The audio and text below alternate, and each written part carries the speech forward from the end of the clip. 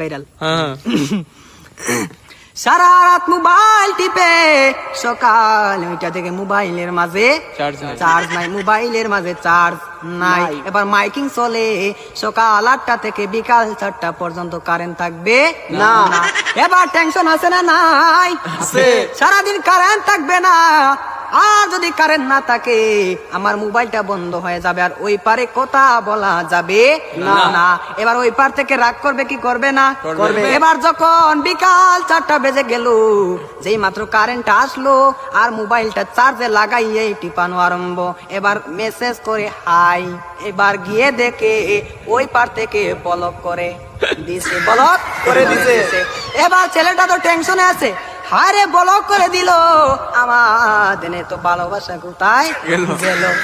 এবার 2 দিন পরে ব্লকটা খুললো, 2 দিন পরে ব্লকটা খুললো। এই 2 দিনের মাঝে ছেলেটার আরেকটা হয়ে গেছে, আরেকটা হয়ে গেছে। এবার মেয়েটা বলে তোমার সাথে আমি পালিয়ে যাব, আমাদের বাড়িতে মানবে না, চলো আমরা পালিয়ে যাই। আমি রাগ করেছিলাম, আমার রাগ তুমি কেন ভাঙ্গাও না? আর ছেলেটা রাগ কি ভাঙ্গাবে?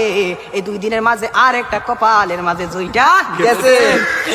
ওই মেয়েটা বলে চলো আমরা পালিয়ে যাই, ছেলে বলে চলো। এবার ছেলেটা মনে মনে ভাবে তোমার একটা শিক্ষা দিতে হবে। এবার মেয়েটা সকালে স্টেশনের মাঝে গাড়ি গুটি লইয়া রেডি। এবার ছেলেটা তো আসে না, আর মেয়েটা বাড়িতে কি যাবে? বাড়ির মাঝে 3 হাত লম্বা একটা চিঠি দিয়া পাইছে। পাশের গ্রামের রফিক মিয়ার সাথে পালিয়ে যাবে, বাড়িতে চিঠি দিয়ে যায়। আমি আর বাড়িতে মাঝে কোনোদিন আসবো না, তার নয় কার না, আমি আর কোনোদিন বাড়ির মাঝে আসবো না। আমি চলে গেলাম পাশের গ্রামের রফিক মিয়ার সাথে। এবার রফিক মিয়া তো আর আসে না, না। এবার 1 ঘন্টা চলে যায়, 2 ঘন্টা চলে যায়, ছেলেটার মোবাইলে বন্ধ।